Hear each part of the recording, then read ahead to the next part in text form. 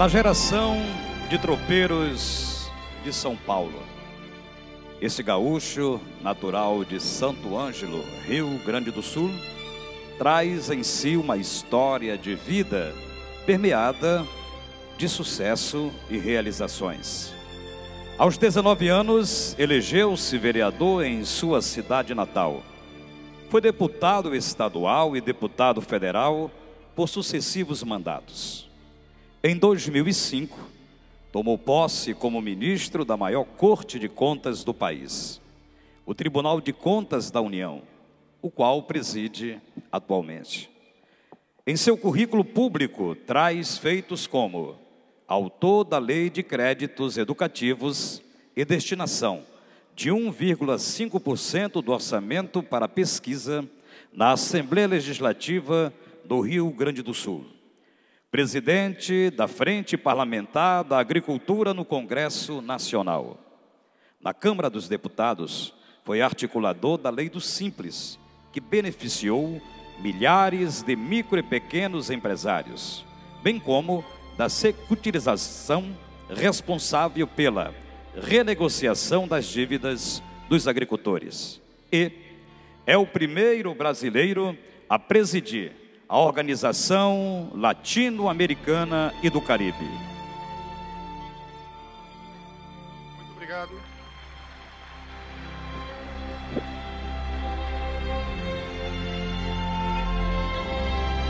Boa tarde a todos.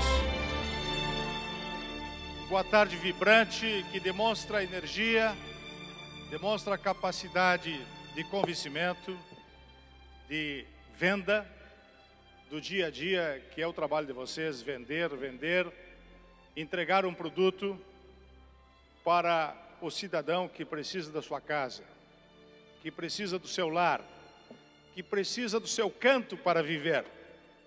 Então, eu acho que o discurso do Armando, do Apolo, do João Teodoro, buscando o comprometimento ético de cada um dos senhores, é disso que o Brasil precisa.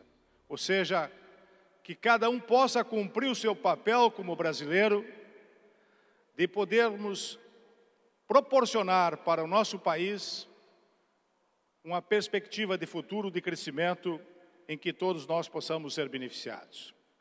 E é nesse sentido que eu venho aqui prestigiar este evento, como presidente do Tribunal de Contas da União, eleitos pelo Congresso com independência, com autonomia para fiscalizar todos os recursos públicos do Brasil, desde o Poder Judiciário, Poder Legislativo, Poder Executivo. Somos eleitos, votação secreta, exatamente para ter essa autonomia. Claro que me emocionei com as lágrimas do Armando Lins Cavalcante, ele que junto com Apolo fazem a recepção de milhares de pessoas que vêm aqui discutir o futuro de cada profissão. Aliás, em relação à profissão, em relação ao trabalho, em relação à dignidade que cada um precisa ter da sua atividade, isso é um mandamento fundamental que temos que fortalecer no Brasil. Por isso, fiquei muito feliz quando recebi o convite do Sobral, que foi lá em Brasília, me entregar esse convite em nome de toda a instituição, junto com os demais líderes, com Augusto Viana e com a liderança como o João Teodoro, que acabou aqui de se manifestar, para que eu pudesse participar desse momento.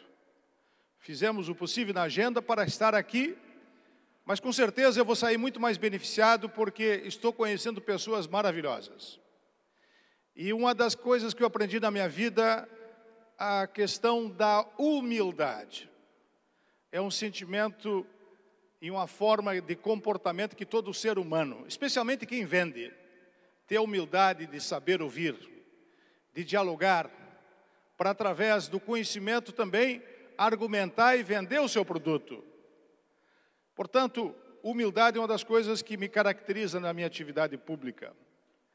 E uma das coisas que eu jamais aceitei é tomarmos decisão sem ouvir as pessoas. Por isso que eu recomendei fazer uma cartilha para orientar quem trabalha educar quem trabalha, e não simplesmente o Tribunal de Contas da União chegar e punir antes de saber as razões de uma atitude que está sendo tomada na área administrativa. Ainda mais quando isso acontece por voluntários ou por funcionários da casa, da área imobiliária, em qualquer setor isso no Brasil. Quem se voluntaria a fazer alguma coisa está abrindo mão do seu espaço de tempo para o seu lazer, para trabalhar por um segmento. Isso tem que ser respeitado. Então, eu quero trazer em primeiro lugar aqui um agradecimento àqueles que são voluntários e trabalham pelas instituições de vocês, que trabalham pela entidade maior. Com certeza, eu tenho uma frase que eu digo e vou dizer para os voluntários. A gratidão é a memória do coração. A gratidão é a memória do coração. Com certeza, o sentimento de todos os corretores para os voluntários é de gratidão pelo trabalho que fazem pela instituição. O Brasil precisaria de mais pessoas como vocês para executar esse trabalho. Mas vamos falar aqui sobre o Brasil. Vamos mostrar um retrato da nação. Procurar avaliar por que o Brasil cresce ou não cresce. E vocês precisam do crescimento para poder aumentar os seus negócios. Qualquer decisão em nível nacional passa pelo aumento ou a diminuição de vendas. Por que o Brasil funciona? Por que o Brasil não funciona? Isso que eu vou mostrar. Mas antes, deixa eu falar um pouquinho do simples. Foi em 1995 que eu fundei a Frente Parlamentar da Micro e Pequena Empresa. E quando foi dado aqui a notícia para todos, eu estava no ato da sanção da lei lá em Brasília, no Palácio, foi contada a história e aí foi relembrado que nós iniciamos esse projeto para o país, porque eu fui contador e não aceitava pagar 12 tributos e fazendo a contabilidade. Comecei com 17 anos no escritório de contabilidade lá em Santo Ângelo, nas Missões do Rio Grande. Pagar IPI, pagar ICMS, pagar imposto de renda. Eram 12 tributos. Era uma parafernália de documento. Por que não simplificar? Propus isso para o Malan. Foi difícil, tivemos mais de 50 reuniões com a Receita Federal, com a Previdência, até convencer. E vejam só o resultado. Começamos com 600 mil empresas. Sabem quantas leis, quantos empresários hoje, micro e pequenos empresários estão no Simples? Começamos com 600 mil. Hoje tem 9 milhões. Se multiplicarmos por 3, são 27 milhões de pessoas que foram beneficiadas. E o mais importante, carteira assinada. Dignidade para o cidadão, porque o cidadão só tem dignidade quando tem uma carteira assinada, contando o tempo para a Previdência, para poder se aposentar. Então, o cidadão sai da marginalidade, do chamado trabalho no bico, da informalidade, passa a ser cidadão. O Simples deu isso para o Brasil. E como foi dito pelo João Teodoro, foi um trabalho do Congresso Nacional, dos parlamentares. Este foi o grande trabalho, eu diria que nesses últimos 20 anos, com certeza, começamos em 95 e consolidamos agora, foi o trabalho mais importante feito pelo Congresso, por alguns parlamentares que têm visão de Estado, têm visão macro da nação, que precisamos fortalecer as profissões. Mas vamos ao tema, governança. E como nós podemos aplicar a governança na nossa família, no nosso escritório, na nossa atividade, no nosso Estado, no Brasil como um todo. Esse é o recado que eu vou tentar passar para os senhores. O mundo está constituído de blocos. Hoje, cada um compete um país com o outro. Tem um bloco asiático, tem um bloco norte-americano, um NAFTA, tem o bloco europeu, que se constituiu para poder enfrentar os gigantes como os Estados Unidos, como a própria China, que hoje já é a segunda potência econômica mundial. Como fortalecer cada bloco e como é que nós nos inserimos dentro desses blocos que estão estabelecidos no contexto mundial?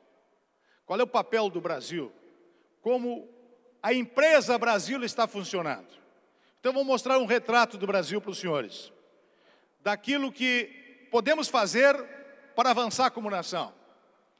E aí, eu quero deixar muito claro, a minha crítica, e quem faz auditoria mostra o lado negativo, mas também tem os lados positivos que a gente procura mostrar, não é contra governo A, B ou C, é contra a estrutura que está aí posta há muito tempo, sem querer discriminar partido A, B ou C.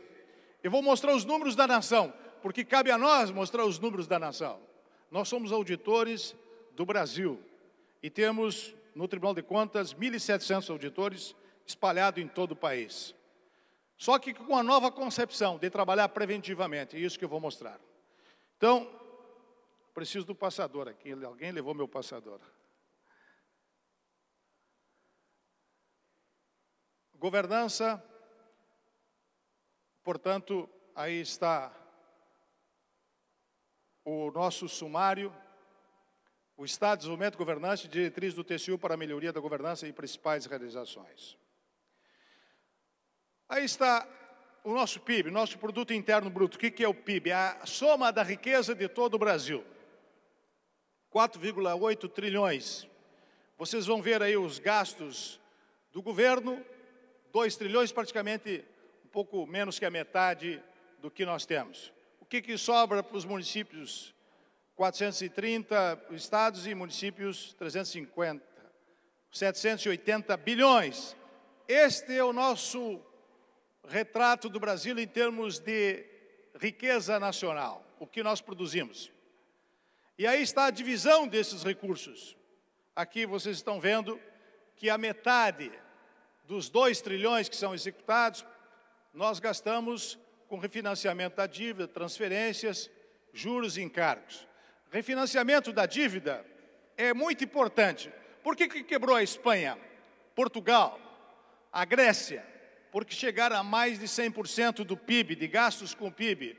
Nós estamos com a metade, praticamente, do PIB comprometido com os encargos especiais.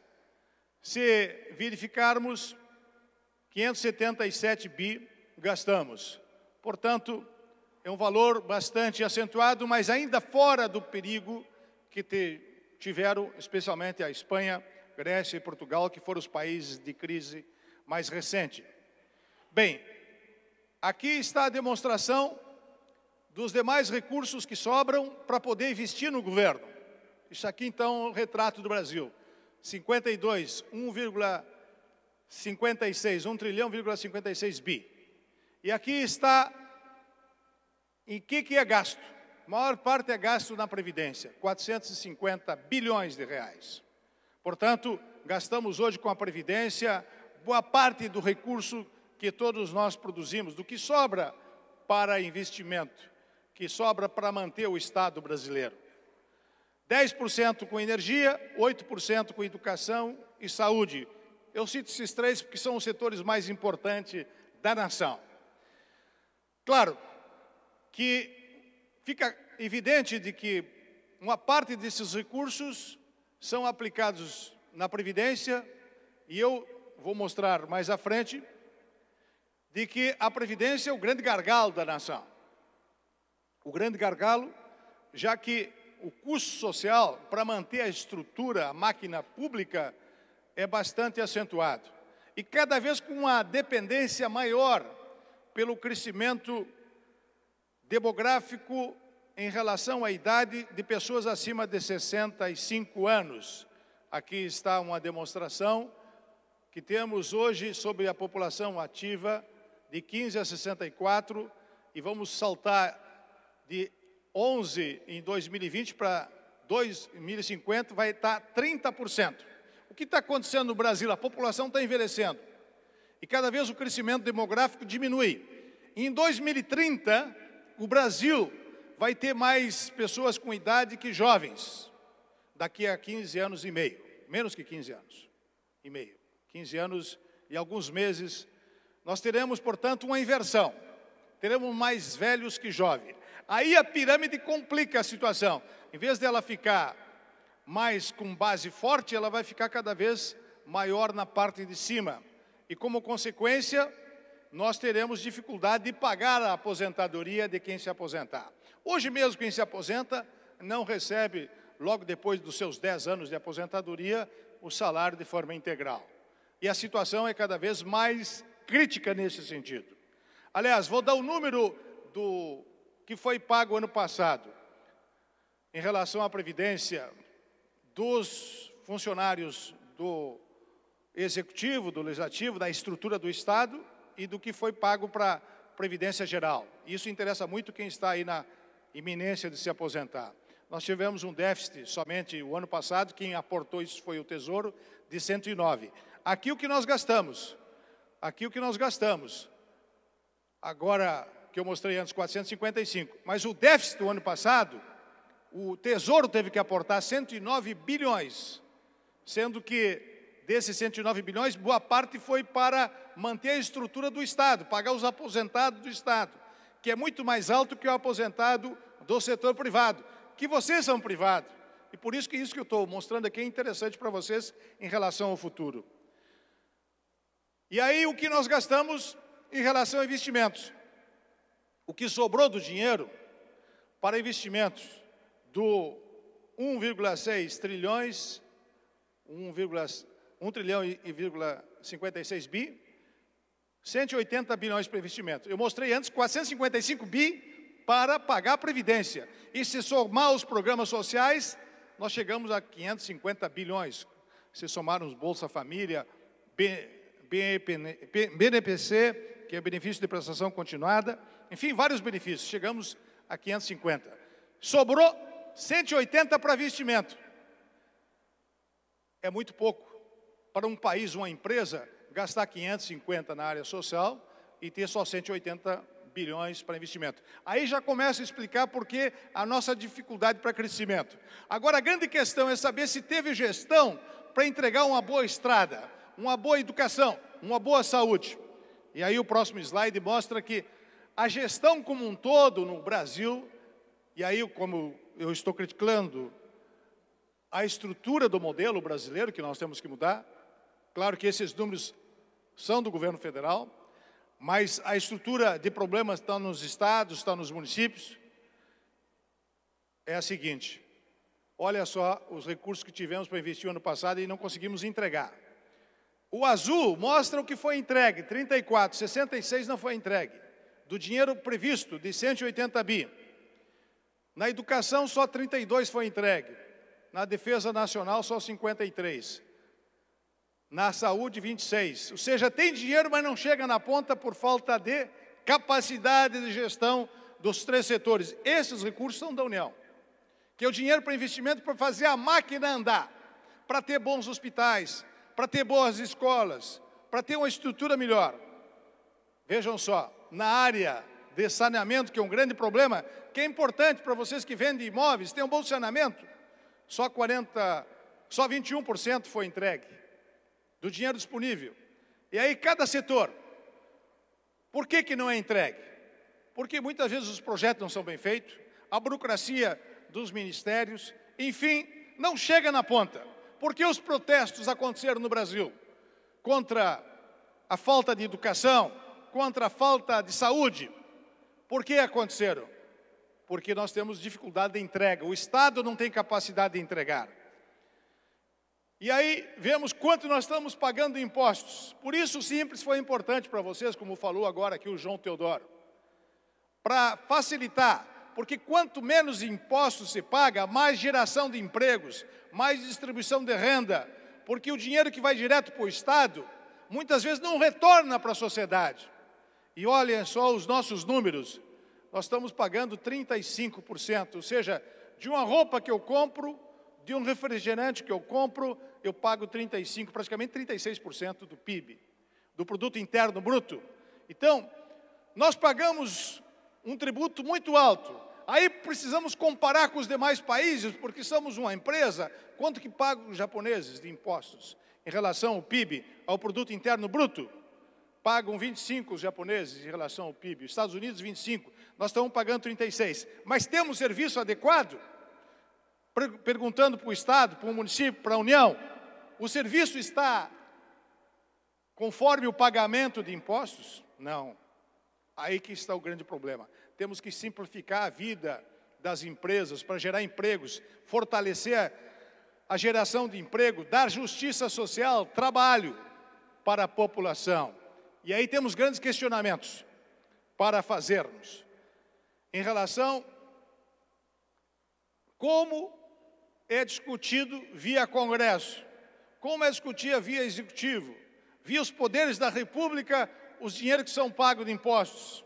Tem alguns segmentos que são subsidiados, são dadas isenções de impostos, mas vamos ver que esses recursos, e aí está uma representação, vejam só, 280 bilhões é a renúncia total de tributos por ano em 2013. Quanto que gastamos com saúde? 84 bi, educação 79, 63 na área social, 226. Então tivemos mais renúncia tributária que gastamos em 3 setores. E como é discutido isso? No Congresso Nacional. Mas tem a transparência, tem a avaliação, se o setor que está sendo subsidiado está dando retorno em geração de emprego, em distribuição de renda. Esse é um questionamento que o Tribunal de Contas da União começa a fazer para o governo federal, para os estados, para o município, de que é necessário gastar bem o dinheiro. E quando tiver renúncia de dar isenção para alguns setores, tem que ter prestação de contas, tem que ter limite de renúncia para alguns setores. Se está gerando emprego, se está dando condições de renda para a sociedade. E aí, quais são os efeitos para os estados, para o município? Esse número mostra o efeito de perda para os estados e o município. Quanto que perde o estado e o município? Algumas regiões aqui na região Nordeste são dependentes do FPE, do FPM. O que é FPM? É o Fundo de Participação dos Municípios. Na Bahia, 60% depende do FPM, que é o Fundo de Participação dos Municípios. Vai o dinheiro para Brasília, mas volta para o meu município? Vai o dinheiro para Brasília, volta para o meu estado? E aí uma demonstração que quem perde mais, sem sombra de dúvida, são os estados. 242 bi perderam ano passado com as isenções que eu mostrei antes. Com as isenções que foram dadas. 175 a União perdeu. Portanto, esse tipo de questionamento leva a alguns desafios para fazer o país andar, fazer o país desenvolver, para que a gente possa ter condições de vocês terem retorno com o crescimento da nação, com mais construção, com mais investimentos. E para isto, nós temos que manter a responsabilidade fiscal, a estabilidade monetária da nação, evitarmos inflação, mantermos uma condição de investimento, de credibilidade, de buscar investidores para investir no país, para gerar emprego, distribuição de renda, dar capacidade de investimentos. E aí, quais são os setores fundamentais? Educação, que transforma. Aí vou mostrar para vocês o dado da educação no Brasil, que envolve estados, município e União. Você sabe quantos estudantes médios do ensino médio nós temos no Brasil? Vocês têm uma dimensão do número? 52 milhões de jovens, de adolescentes, entre infantil e fundamental, estão estudando. Quantos estão terminando o curso do ensino médio?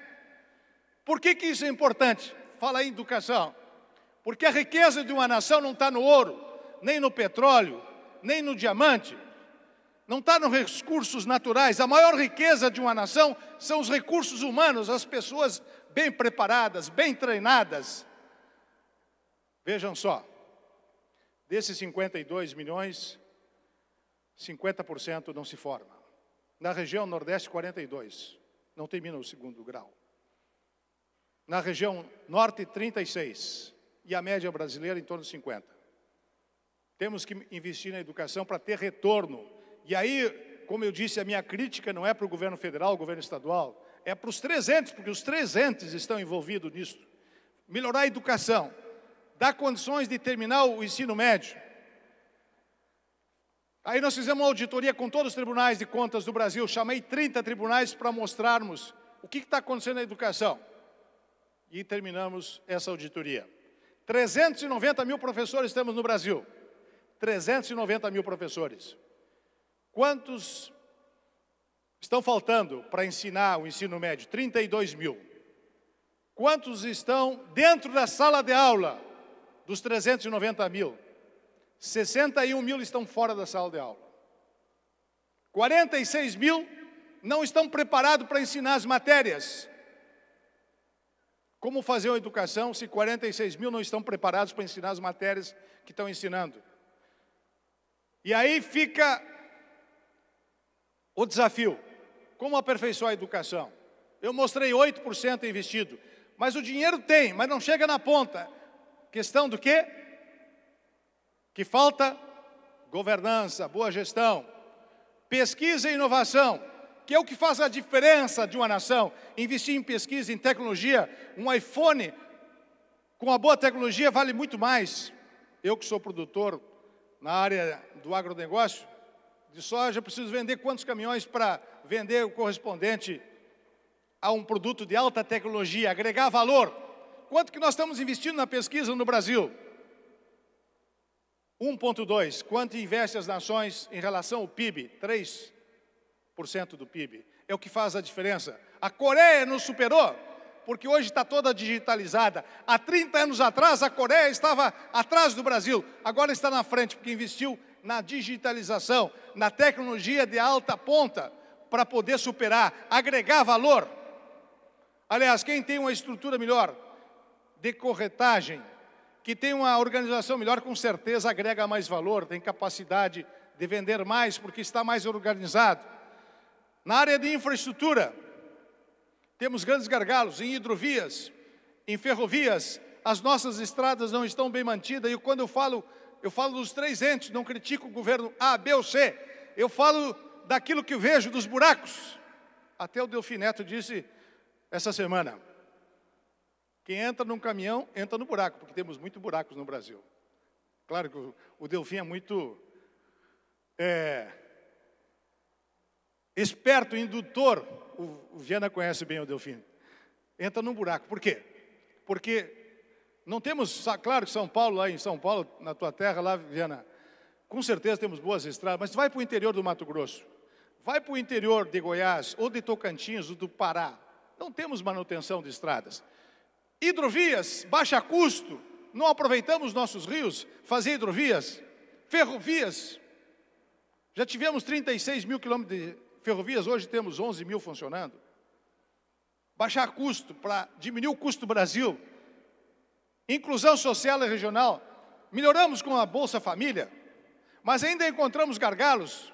Mais à frente eu vou mostrar quanto é importante essa questão de indicadores, de TI, de tecnologia da informação. Mas tudo isso aqui que eu estou falando, quem permeia a mudança é a governança. E o que é a governança? O que é a governança do seu escritório, da sua família, do seu estado, do seu município, do seu país? O que faz quem faz a governança? Governança é direcionar, é avaliar e monitorar. Eu estou monitorando as minhas vendas de toda a estrutura da minha imobiliária. Eu estou fazendo a avaliação, eu estou dialogando com meus vendedores, eu estou fazendo esse trabalho. A mesma pergunta tem que ser feita em relação aos ministérios, em relação às secretarias, em relação à estrutura do Estado brasileiro. Dessa avaliação tem que ser feita permanentemente para termos um bom gasto. Então a governança ela permeia tudo para ter uma melhor produtividade, melhores políticas de saúde, educação, mobilidade na esfera estadual, federal e municipal. Aí está o que é a governança. Governança é dar direção, avaliar e monitorar, atender às demandas da população. Se o Estado cobra 36% de tributos em relação ao PIB, se ele entrega uma boa educação, uma boa saúde, o cidadão tem direito a reclamar isto, porque ele está pagando impostos. E para isso tem que ter liderança e estratégia e um controle interno. Por isso, os conselhos têm que ter controle interno, tem que ter organização interna, para poder avaliar se estamos fazendo um bom trabalho. e estabelecer o diálogo como fundamento para que a gente possa andar. Aqui está a governança de TI do Brasil. O que é a governança de TI? Ter indicadores, ter capacidade de saber se os números estão sendo bem postos, se há acompanhamento do Banco Central, Banco do Brasil, Petrobras. E vejam só, por que temos problemas? Vejam os números. 2010 só tinha 5% aprimorado de governança de TI.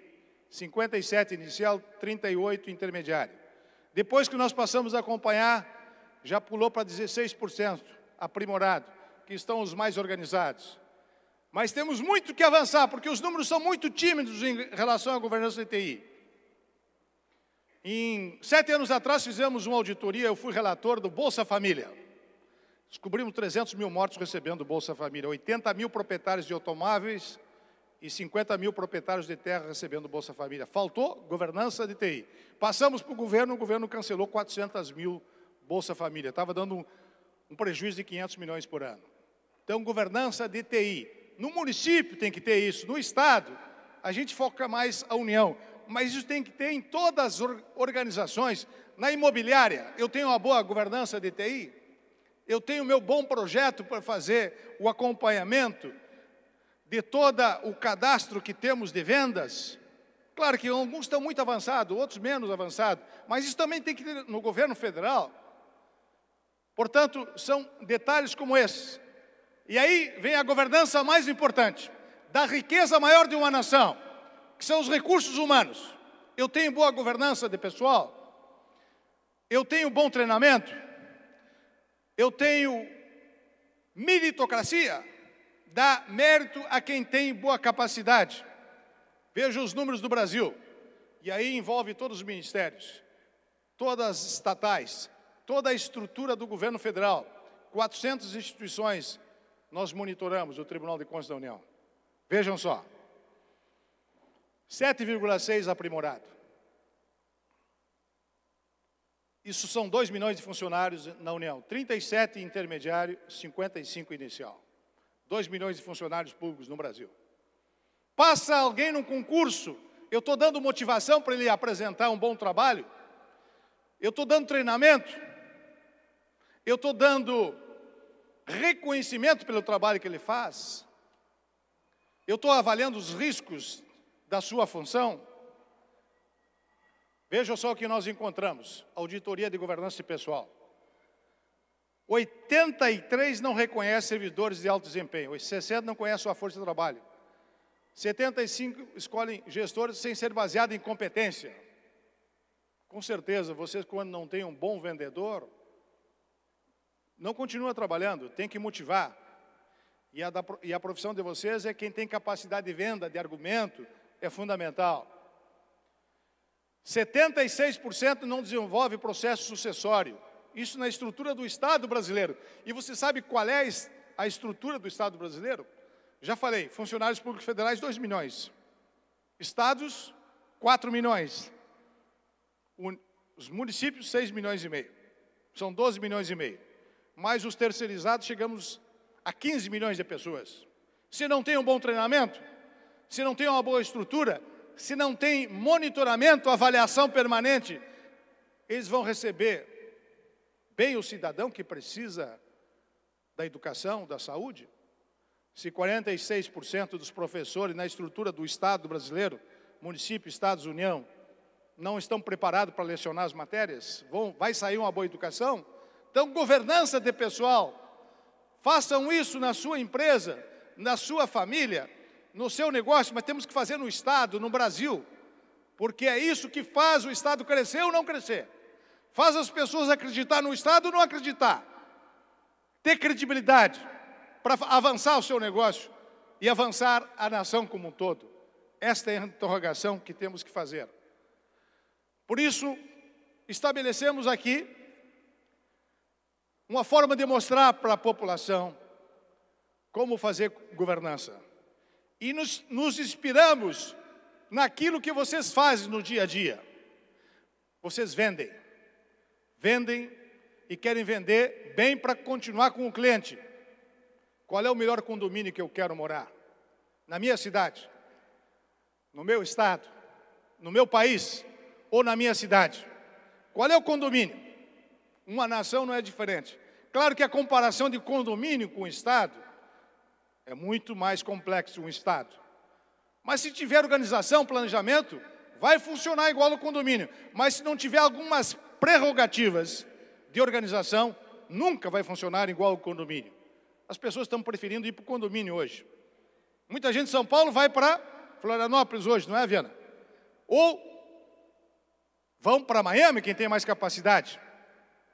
Eu, quando fiz palestra recentemente em um astro para os diplomatas brasileiros, eles me disseram: ministro Nardes, nós estamos morando aqui no exterior, temos segurança. O problema é que voltar para o Brasil, a segurança será a mesma?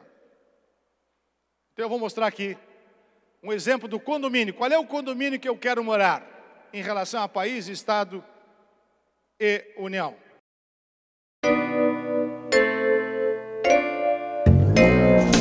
O Tribunal de Contas da União fiscaliza se os recursos federais estão sendo bem aplicados, se os objetivos são alcançados e, o principal, se o cidadão está sendo beneficiado. Para alavancar os resultados e atender aos anseios da sociedade, o Tribunal tem buscado contribuir para a melhoria da governança pública. Mas o que é governança?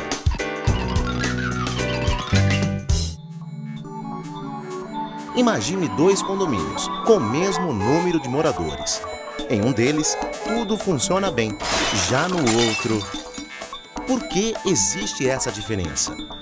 Na situação ideal, os moradores se organizam e estruturam um condomínio formalmente. Cada parte atua com finalidades e funções específicas. Lá, existe um síndico que foi escolhido pelos moradores, é atuante, competente e ético. Um líder, pronto para atender aos interesses dos condôminos. Há também uma série de mecanismos: convenção de condomínio, assembleia, transparência, conselho fiscal, que servem para evitar desvios na conduta do síndico e de sua equipe. Todos os moradores participam das assembleias, onde as ações de melhoria são planejadas e decididas. Esse conjunto de instrumentos, para garantir que os interesses dos moradores sejam atendidos, nada mais é do que mecanismos de governança, ou simplesmente governança. Agora pense que os moradores do condomínio somos nós, cidadãos, e que o condomínio seja sua cidade, estado ou nosso país. Em qual condomínio você gostaria de morar? Assim como os moradores pagam suas taxas e têm o direito de morar num bom condomínio, os cidadãos pagam seus tributos e têm todo o poder de exigir que o poder público lhe preste bons serviços. Então, quando o TCU encontra falhas em um órgão ou entidade, as causas podem estar relacionadas com os mecanismos de governança. Para que esses desvios sejam evitados, é preciso ter uma liderança competente e ética, que escuta ativamente os cidadãos. Estratégia, planejamento e coordenação das ações, gerenciamento e controle dos riscos, objetivos, indicadores de desempenho e metas bem definidos, prestação de contas e transparência, incluindo mecanismos para o exercício do controle externo e social. Tudo sem jamais deixar de lado o cumprimento de leis e regulamentos. Quando o cidadão tem as rédeas da máquina pública e todos esses mecanismos funcionam bem, aí está a boa governança. Ela favorece os melhores resultados, serviços públicos, educação e saúde de qualidade, meio ambiente equilibrado, segurança, mobilidade urbana. Ou seja, o objetivo é melhorar a vida de cada cidadão. O TCU firmou parceria com a Organização para a Cooperação e Desenvolvimento Econômico, uma das mais avançadas no assunto. O objetivo é, primeiro, identificar as boas práticas de governanças de políticas públicas de países que são referência. Depois, levar as boas práticas aos estados e municípios, para que todos avancem. É importante um grande pacto com a participação de todos. para que as boas práticas de governança sejam levadas adiante. Fortalecer a governança pública quer dizer, em primeiro lugar, garantir o pleno atendimento ao cidadão, melhorando a vida das pessoas.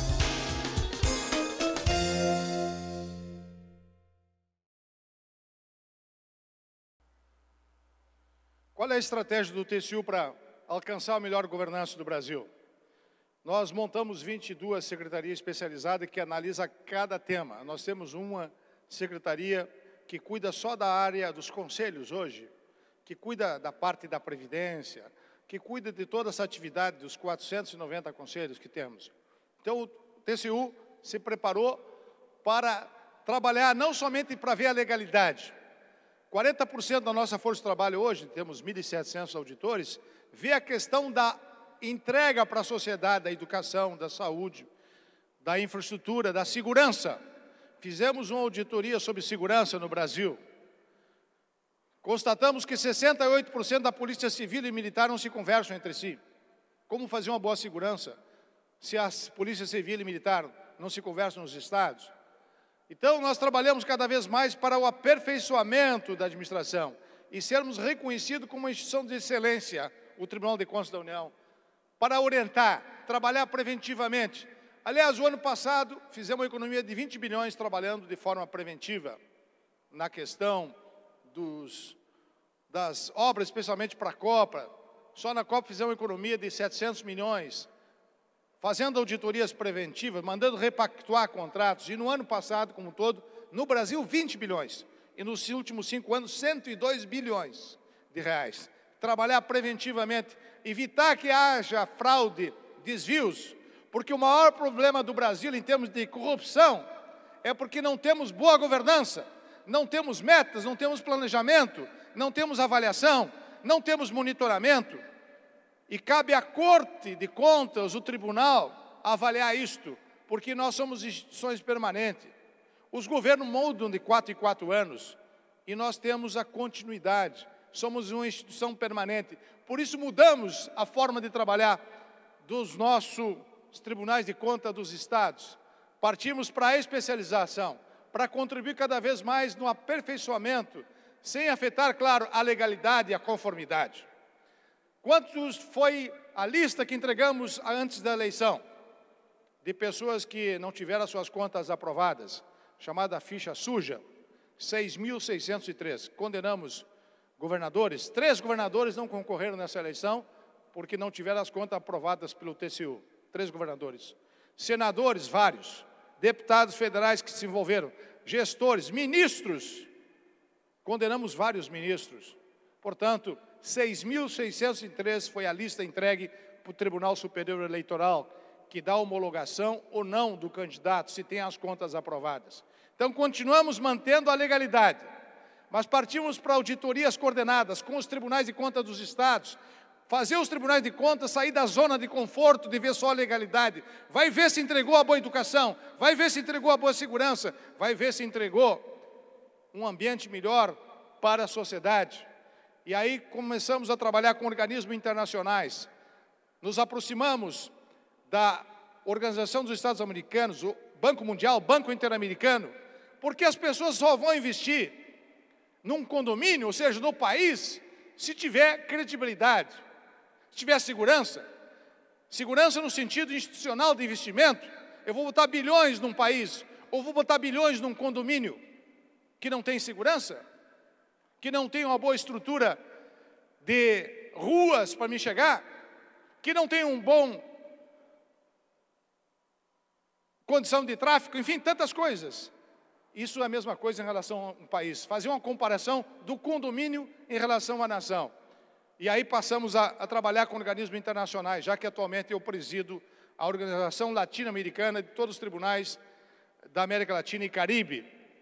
E agora, esse ano, faremos um grande congresso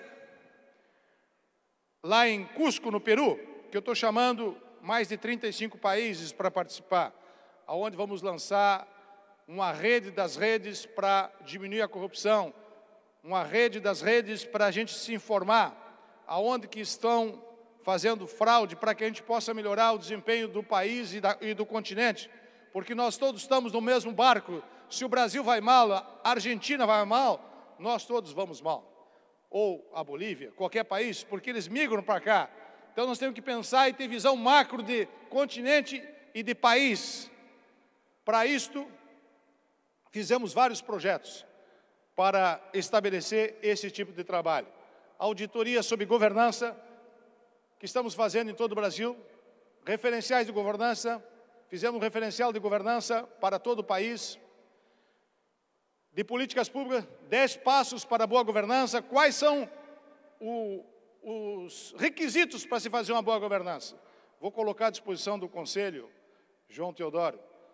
Enfim, a todos os presidentes, já entreguei ontem a cartilha para cada um prestar conta, fazer o acompanhamento de quais são os indicadores que devemos ter. E também relatórios sistêmicos de fiscalização. Agora nós temos condições de entregar todos os anos para o Brasil, Fisco Educação, Fisco Saúde, Fisco Segurança, mostrar um retrato do Brasil em cada setor. Os governos se organizam ou vão ter que prestar conta para a sociedade por que não entregaram uma boa educação, saúde. Porque nós somos independentes de governo, somos eleitos com autonomia para cobrar um bom serviço a ser apresentado.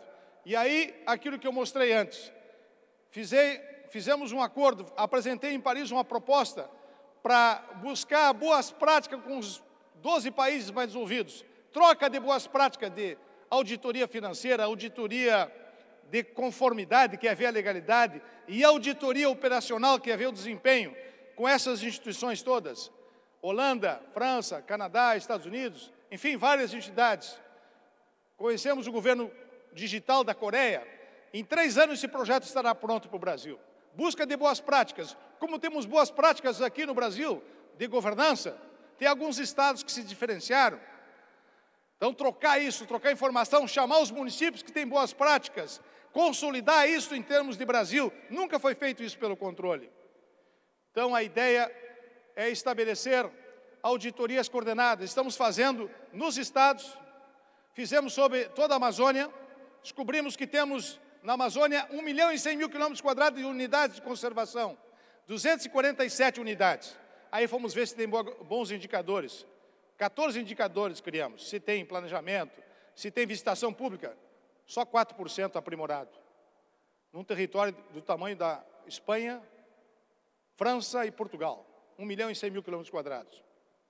Então, a ideia é mostrar cada vez mais esta questão de auditorias na região da OLACEF, da América Latina. Estamos fazendo de petróleo, gás, recursos hídricos. Por que recursos hídricos? São Paulo está ficando sem água. Por quê? Porque estamos desmatando a Amazônia. Então, estamos fazendo em toda a região da Amazônica. Já fizemos no Brasil para ver como é que está o índice de organização de conservação, porque impacta na chuva de São Paulo o que acontece na Amazônia, impacta na chuva na América Latina. Então, ver o futuro, ter visão macro de nação, para que a gente possa preservar as nossas instituições. E aqui, então, eu mostro um pouquinho dessas auditorias nesse próximo vídeo, que já vai para o encerramento. Combate à pobreza, desenvolvimento sustentável. O que todos esses temas têm em comum? Além de serem prioridades na agenda global para o desenvolvimento, são desafios enfrentados por todos os países. E as entidades fiscalizadoras superiores têm um papel importante, apresentar diagnósticos isentos e precisos sobre os resultados das políticas públicas. Para melhor desempenhar seus trabalhos, as EFS dispõem hoje de um conjunto de normas internacionais de auditoria, as ISAI. Mas a complexidade crescente dos temas exige mais do que isso. Além de dominar técnicas de auditoria de ponta, os auditores precisam conhecer bem o contexto do tema que será auditado. Porque a realidade vista de um plano é uma, mas de diferentes pontos de vista é outra. E para fazer frente a esse duplo desafio, as entidades de fiscalização superior da América Latina vêm trabalhando em cooperação. Inspirada em experiências bem-sucedidas da Iniciativa para o Desenvolvimento da Intosai, a IDI, a OLACEF está construindo um novo paradigma sobre a forma de aprender e de realizar auditorias. E a base para a realização disso tudo são as auditorias coordenadas. Nessas auditorias é selecionado um tema que seja prioritário para um grupo de países. A partir daí, as entidades de fiscalização de cada país vão trabalhar juntas para produzir um diagnóstico sobre o assunto escolhido. Mas o trabalho coordenado também tem outro objetivo, que é o desenvolvimento profissional e institucional das entidades participantes. Um plano de capacitação é traçado e tem como etapa final a realização da auditoria. As equipes podem participar de cursos presenciais e à distância. Esse plano combina o fortalecimento de capacidades e conhecimentos, tanto em métodos e técnicas de auditoria, como sobre o tema ou setor a ser auditado. Além de preparar os auditores para, a partir da síntese dos resultados da auditoria realizada em cada país, as auditorias coordenadas apresentam um diagnóstico que permite a comparação de desafios, riscos, oportunidades e melhores práticas. Por isso, o resultado final de uma auditoria coordenada representa muito mais que um diagnóstico temático. Ela é a soma da cooperação e da construção conjunta de capacidades. O trabalho conjunto pode gerar o retrato de uma política pública ou mesmo de um setor estratégico sobre uma ótica nacional, regional ou internacional. Estamos todos num momento na qual é absolutamente indispensável melhorar a qualidade das políticas públicas. Então, compartilhar as melhores práticas dos organismos de controle de diferentes países é chave para conhecer as melhores práticas, aplicá-las e também para compartilhar resultados e avaliações. Nesse contexto, os organismos internacionais, com nossos mandatos globais ou regionais, podemos atuar como brokers ou como instrumentos para justamente melhorar esse processo. O trabalho conjunto entre diferentes países auxilia na construção de uma agenda comum. Além disso, colabora com o diálogo e a cooperação internacional, enfocando setores fundamentais para a promoção do bom funcionamento das economias e para o desenvolvimento do bem-estar das sociedades. E esse trabalho em cooperação já está acontecendo. No Brasil, por exemplo, está sendo realizada uma auditoria coordenada nas unidades de conservação do bioma Amazônia. A OLACEFES poderá aplicar a experiência nacional em outros países da América Latina que fazem parte da região amazônica. Foi com grande interesse que acompanhei e recebi os resultados desta auditoria coordenada do TCU sobre as áreas protegidas da Amazônia. Este trabalho é de extrema relevância para uma agência como o Banco Mundial, que financia o Programa de Áreas Protegidas da Amazônia, o ARPA, junto com outros vários financiadores. O trabalho do TCU pela alta qualidade e a isenção é fundamental para avaliarmos os resultados das nossas ações em campo, corrigirmos rotas e, principalmente, para sublinhar a importância das áreas protegidas como um bem público do país que deve ser conservado e mantido para as gerações futuras. Temas como os mecanismos de controles das receitas oriundas da exportação de petróleo e gás e a gestão dos recursos hídricos já estão sendo tratados por membros da OLACEFES em auditorias coordenadas em etapa de finalização. As auditorias coordenadas. Bem, pessoal, vocês viram então que a gente está transformando as auditorias coordenadas de uma passagem de metodologia para todos os estados e para todos os países da América Latina. Podemos fazer futuramente com os conselhos. Viana, são 490 conselhos. Eu sei que tem mais uns avançados, outros menos avançados. Vocês passar metodologia, eu sei que São Paulo está avançado, sei que o Paraná está avançado. Fazer troca de informações, aperfeiçoar o Brasil. É o que nós estamos fazendo com os tribunais de contas. Chamei todos os tribunais para a gente trabalhar em conjunto. E temos que fazer na América Latina, porque o nosso bloco é a América Latina. Nós estamos competindo com os asiáticos, competindo com a China, competindo com os europeus. Temos que nos organizar, ter capacidade de diálogo com todo mundo. E os governos têm que fazer a mesma coisa. Segurança não se conversa. Polícia Civil e Polícia Militar. Os ministérios se conversar. Tem ministério fazendo uma coisa de forma dupla com os outros ministérios. Temos 39 ministérios. E muitas vezes não tem diálogo entre os ministérios, entre os estados. Capacidade de diálogo para aperfeiçoar a nação, para que possamos criar perspectiva de crescimento, porque o país crescendo, vocês crescem junto, vocês conseguem vender, entregar produtos para a sociedade. Por isso, é necessário estabelecer essa parceria com todo mundo, levantar as principais características e estamos fazendo em toda a nação, município, estados e União, mais de 8.600 entidades cadastradas para responderem um formulário de princípios básicos de governança. E para isto é necessário que possamos trabalhar junto com todos os conselhos, com todas as profissões do Brasil. Estamos fazendo isso no Estado, mas temos que fazer com as profissões. Pensar num projeto de nação, num projeto de Estado, porque os governos, muitas vezes, pensam no seu grupo político e o interesse maior do povo fica de lado. Está muito mais sendo feito no Brasil a busca pelo poder, para se manter no poder, do que um projeto para a nação. Nós temos que pensar no poder para a nação brasileira.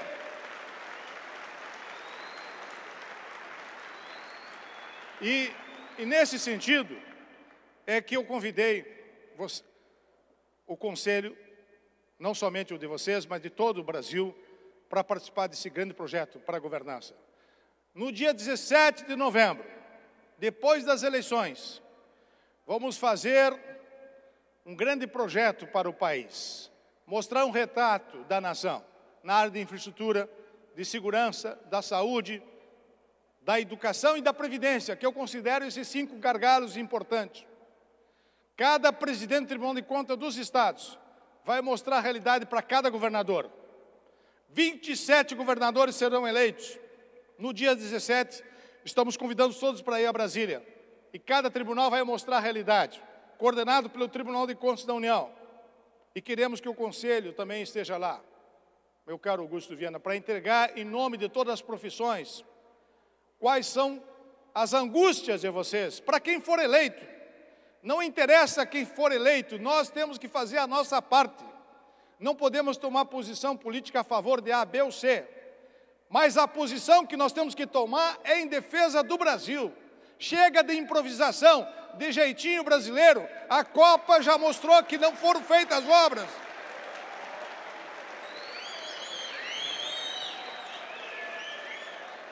Nós temos que fazer isso pelo país, para o futuro das gerações, dos nossos filhos, dos nossos netos. Poderia ter dito o Aécio, a Dilma, mas o Eduardo disse uma frase muito reveladora. É aqui que vamos criar os nossos filhos. Qualquer um poderia ter dito. Não podemos desistir do Brasil, independente de partido A, B ou C. Temos que ter um projeto para o Estado brasileiro. Não pensar somente em grupos para se manter no poder. Temos que pensar de que hoje estamos competindo, que somos uma empresa. Como vocês, corretores, competem, o Brasil também compete em nível internacional. A empresa Brasil, como está, vamos crescer 0,7% esse ano? Como vão pagar a Previdência daqui a 15 anos, quando vai ter mais velho? Se continuarmos crescendo com patamares de 1%, temos que crescer 4%, 5%. A China cresce 7%. A América Latina vai crescer 4%. Temos que crescer como nação. E até para vocês fazerem os seus negócios, até para vocês vender. Se a nação não tiver a perspectiva, então, independente de partido A, B ou C, nós temos que trabalhar pelo país, pensar num projeto de nação. E para isso que eu estou convidando. Para o dia 17, nós fazemos um grande evento. E nós queremos o Conselho, os conselhos de todo o Brasil participando, que são as profissões que dão a capacidade desse país crescer, que não são funcionários públicos, que fazem isso para manter a sua família, que trabalham botando a sua casa no seu negócio, botando o seu investimento próprio, pagando impostos. Temos que pensar na nação como um todo. E por isso, meus amigos, a proposta que nós fizemos é trabalhar em conjunto com vocês.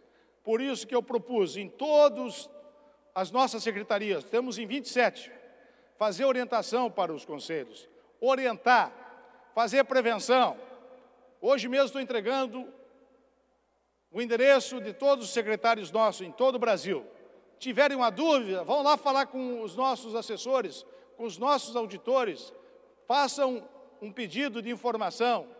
Pode ser verbal, informal, porque se for pela lei tem que ser via Congresso Nacional, para que a gente possa ajudar a vocês prestar contas, a fazer a defesa de cada instituição, de cada setor, pensando no fortalecimento do segmento de vocês, dos corretores.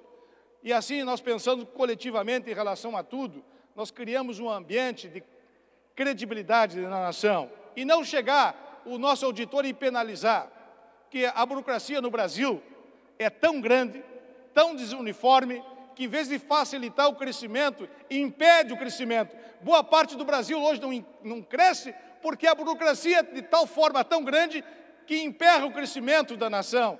Temos que mudar isso no país, simplificar a vida, como fizemos com a lei do Simples. Facilitar a vida de quem quer investir, facilitar a vida de quem gera emprego, que distribui renda, porque pior que desemprego é guerra. E nós temos a guerra social. Melhor que o emprego é paz. E para o país precisa de paz, tem que ter condições de geração de emprego. Por isso que fizemos esta cartilha, para orientar os nossos conselhos. A nossa ideia é a cartilha vai buscar contribuir para a excelência em cada setor. E aqui temos uma coletânea sistematizada da jurisprudência do Tribunal sobre diversos aspectos. Muitas vezes as pessoas questionam, ministro Nardes, eu tenho que cumprir tudo isso? Não somos nós que fizemos a lei, o TCU tem que fazer cumprir a lei. Mas eu questiono a lei. Em muitos momentos a lei, ela chega a ser burra pela complexidade que ela estabelece no Brasil.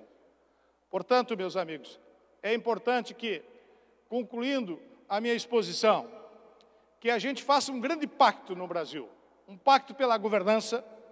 Claro que temos que discutir o pacto federativo, esperamos que os parlamentares, os candidatos possam discutir o pacto federativo, das desigualdades que vivemos entre regiões, de regiões mais ricas, mais pobres, de municípios que estão indo à falência, porque são dependentes do FPM, do FPE, como eu mostrei os números, há um prejuízo para os municípios, para os estados, mas que a gente possa atuar nas 3 esferas, para não perder a crença e a fé. Falar em crença e fé, eu gostaria de dizer para vocês que a vida vale a pena ser vivida quando você acredita em alguma coisa, quando você tem fé, tem crença de que pode avançar como ser humano. Porque quando tu perde a fé, a crença, você perde o sentimento da razão da própria existência como ser humano. Aliás, o apóstolo São Paulo disse, no final da sua jornada, depois que ele fez a sua peregrinação, levando o Evangelho, ele disse, e com essa frase eu encerro a minha exposição, o apóstolo São Paulo disse o seguinte, combati o bom combate, cumpri a carreira que me foi proposta e guardei a fé. Não vamos desistir do Brasil, aqui é a nossa pátria, vamos trabalhar todos para tentar levar esse país num patamar maior, tendo crença e fé no Deus que cada um de nós temos, porque cada um de nós temos um sentimento de fé, mas temos também, acima de tudo, a sabedoria do Criador que está em cada ser humano. Muito obrigado.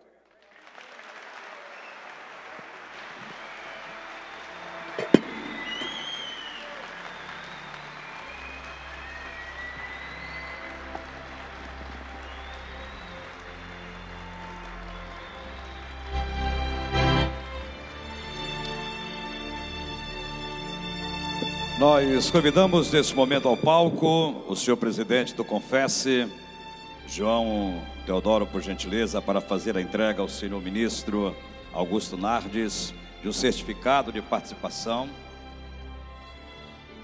e também a entrega do mascote do Convence, por favor. Eu quero quebrar um pouquinho o protocolo, eu quero convidar o Viana para vir aqui comigo, para entregarmos juntos esse troféu, esse mascote para o ministro, porque o Viana é o nosso delegado do Conselhão, ministro, e ele é que mantém esse contato mais frequente, então eu quero que ele estreite esse relacionamento com o TCU, para que a gente possa efetivamente produzir resultado todo esse trabalho que a gente está desenvolvendo. Eu quero deixar aqui registrado, ao nosso ministro, que eu gostei muito dessa explanação, porque ela me parece que vai transformar o Brasil, vai mostrar para os nossos governantes uma verdadeira radiografia do que é o Brasil, porque a gente percebe que as ações governamentais, como disse bem o ministro, elas não são adotadas no sentido de estabelecer políticas de Estado, mas sim de estabelecer políticas de governo. E nós temos visto isso, ministro, no nosso próprio segmento. Quando eu tenho experiência no mercado imobiliário, desde que quando comecei a minha vida, em 1972, e nós nunca tivemos efetivamente uma política de Estado, por exemplo, na concessão de financiamentos. Nós tivemos, sim, políticas de governo, cada um estabelecendo aquilo que se passava por sua cabeça, no sentido de manter o seu poder no governo, mas não de estabelecer uma política que beneficiasse efetivamente a população. Então, eu acho que esse trabalho que está sendo desenvolvido e que vai ser desenvolvido cada vez com mais critério pelo TCU, vai mostrar essa radiografia e vai fazer com que os governos se preocupem muito mais em trabalhar para a nação do que trabalhar para si próprio. Eu lembro que nós, em comparação aos Estados Unidos, gosto de fazer essa comparação, nós nos tornamos independentes em 1822. Os Estados Unidos se tornou independente em 1754. São poucos, 1774, desculpe, 76. São pouco mais de 50 anos de diferença apenas, mas a comparação evolutiva entre a sociedade americana e a sociedade brasileira é uma coisa assim brutal, parece que nós estamos milênios atrás dos Estados Unidos. Tudo isso porque nós não desenvolvemos essa consciência de Estado, e sim uma consciência de governo. Então eu quero parabenizar Vossa Excelência e todos os membros do TCU por ter adotado essa corajosa atitude de realmente mostrar o Brasil de maneira radiográfica. Parabéns, que Deus abençoe o seu trabalho e que o senhor possa, por muitos e muitos anos, colaborar com o desenvolvimento da nossa nação.